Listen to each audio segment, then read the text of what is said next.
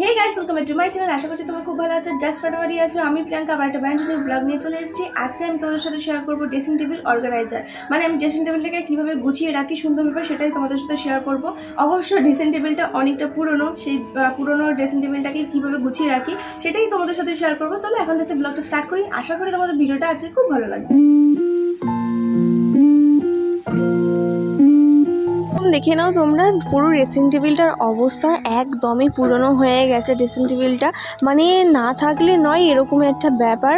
পুরো কাঁচগুলো দেখতে পাচ্ছ একদম ময়লা পড়ে গেছে। এমনকি নিচের যে কাঁচগুলো আছে সেই কাঁচগুলো দিয়ে দেখাও যাচ্ছে না যে ভেতরে কি কি আছে, এতটাই ময়লাটা পড়েছে। আর আজকে আমি এই ড্রেসিং টেবিলটা কি করে নতুনভাবে চকচকে করি সেটাই তোমাদের সাথে টিপসটা শেয়ার করব। যদি তোমাদের এরকম ধরনের কোনো ড্রেসিং টেবিল হয়ে থাকে বা কাঠের কোনো জিনিস হয়ে থাকে, তো সেটাকে ভাবনা চিন্তা দূরে করে যে বিক্রি করে দেবো, সেই ভাবনা চিন্তাকে দূরে রেখে তোমরা কি করে নতুনের মতন করতে পারবে, সেই 6টি টিপস আমি আজকে তোমাদের সাথে শেয়ার করতে চলেছি। চলো ভিডিওটা স্টার্ট করা যাক। প্রথমেই যে ড্রেসিং টেবিলের ওপরে যতগুলো জিনিসপত্র আপাততের জন্য রাখা আছে সেগুলোকে ভালো করে ক্লিন করে নিতে হবে।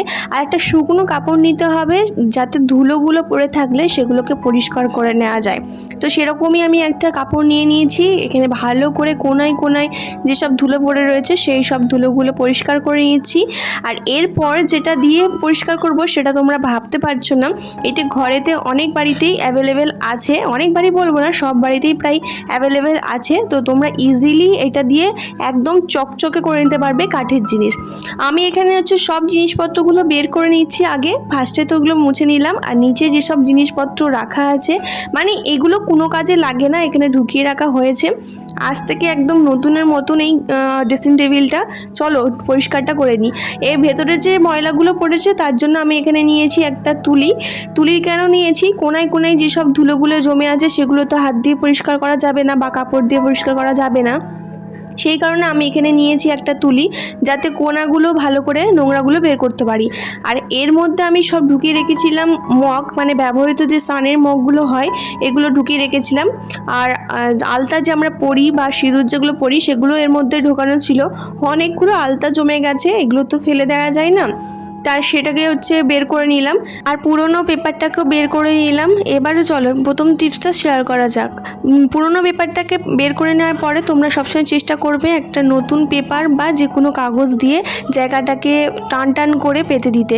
মানে এটাকে সুন্দর করে গুছিয়ে দিলে আর কি, টান টানভাবে রাখলে তবে যে কোনো জিনিস রাখলে সেগুলো সুন্দর লাগবে। আমার এখানে পেপারটা পাতা হয়ে গেছে। এবার তোমাদের সেকেন্ড টিপসটা শেয়ার করি। সেকেন্ড টিপসটা হচ্ছে যে কোনো নারকেল তেল বা জনসনের যে বাচ্চাদের মাখানোর জন্য যে জনসন অয়েলগুলো হয় সেই অয়েল দিয়ে কাঠের ওপরে দিতে হবে, যাতে চকচকে একটা ভাব আসে।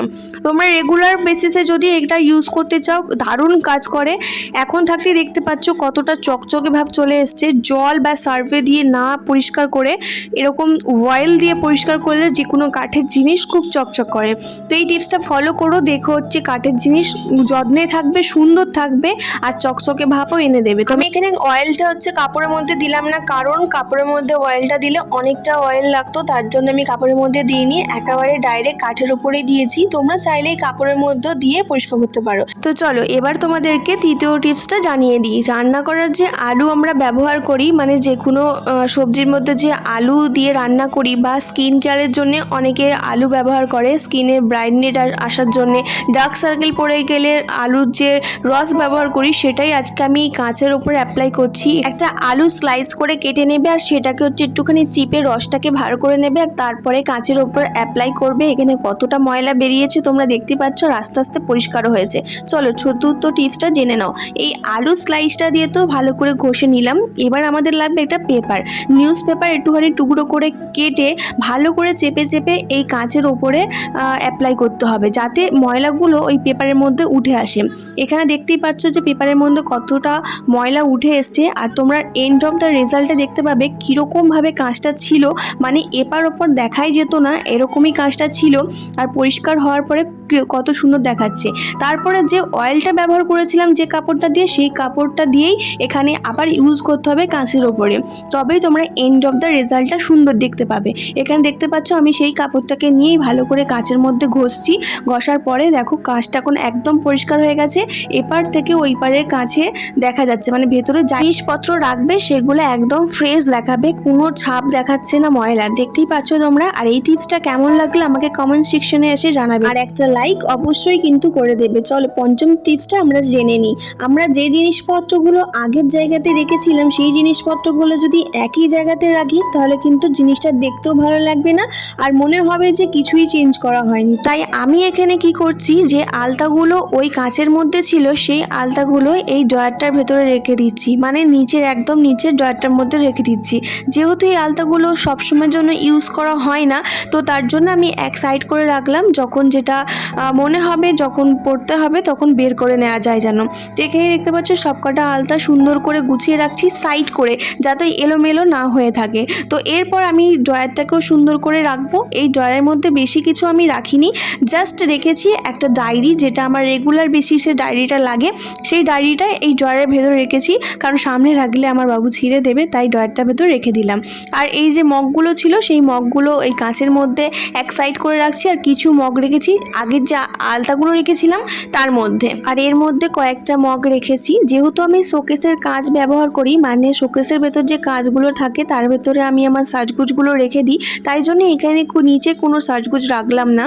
আর আলু স্লাইসটা নিয়ে ওপরের যে ড্রেসিং টেবিলের কাঁচটা থাকে তার মধ্যেও ঘষে নিচ্ছি। নিচে যে কাঁচটা ছিল সেই কাঁচটার মধ্যে যেরকমভাবে প্রসেসে আমি অ্যাপ্লাই করেছি সেম প্রসেসে আমি এখানে অ্যাপ্লাই করছি। ফার্স্টে আলুর রসটা দিয়ে ভালো করে কাঁচটাতে ঘষে নিলাম, তারপর পেপারের টুকরো দিয়ে কাঁচটাতে ভালো করে ঘষে নেওয়ার পরে আর ওই অয়েল মাখানোর যে কাপড়টা ছিল সেটা দিয়ে ভালো করে মুছে নিলাম। এবার চলো 6 নাম্বার টিপসটা আমরা ফলো করি। এখানে দেখতে পাচ্ছ একটা কাঁচের মতন জিনিস নিয়েছি না, এটা কিন্তু অ্যাকচুয়ালি ল্যাম্প গার্ড, মানে এটা আমি কিভাবে রিইউজ করছি সেটাই তোমাদের সাথে শেয়ার করব।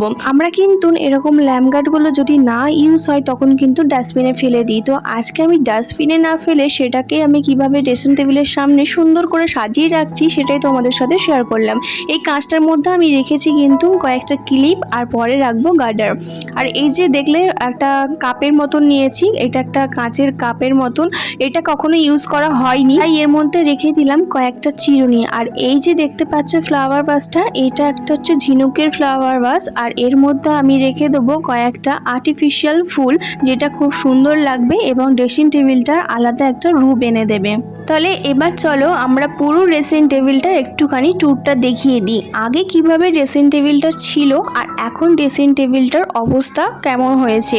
আগের অবস্থা আর এখনের অবস্থা তোমরা নিশ্চয়ই ডিফারেন্সটা বুঝতে পারছো। কাঠগুলো চকচক করছে, আগে কতটা ময়লা বা এমন মনে হচ্ছিল অনেকটা পুরনো হয়ে গেছে, তবে আগের তুলনায় এখন অনেকটাই বেটার এসছে। কাঁচগুলো দেখছো কতটা চকচক করছে, আশা করি তোমরা বুঝতে পারছো। আর আজকে আমি যেগুলো টিপসগুলো দিলাম সেগুলো কখনো আগে ফলো করেছো কি না, আর তোমরা যদি এই টিপসগুলো দেখে এখন ফলো করে থাকো আমাকে কমেন্ট সেকশনে এসে জানাও। দেখো নতুনের মতন একদম চকচক করছে আমি কখনোই বলবো না, কিন্তু আগের তুলনায় অনেক বেটার এসছে মোছামুছি এবং অর্গানাইজ করার পর। চলো আজকে ভিডিওটা এখানে শেষ করছি। যদি কিছু ভালো লেগে থাকে লাইক শেয়ার সাবস্ক্রাইব করতে ভুলবে না। নেক্সট ভিডিওতে খুব তাড়াতাড়ি দেখা হচ্ছে। আজকে ভিডিওটা কেমন লাগলে কমেন্ট সেকশনে এসে জানাবে, কারণ তোমাদের একটা কমেন্ট পেলে আমি অনুপ্রেরণা পাই একটা নতুন ভিডিও আনার জন্য। তো টেক কেয়ার, বাই।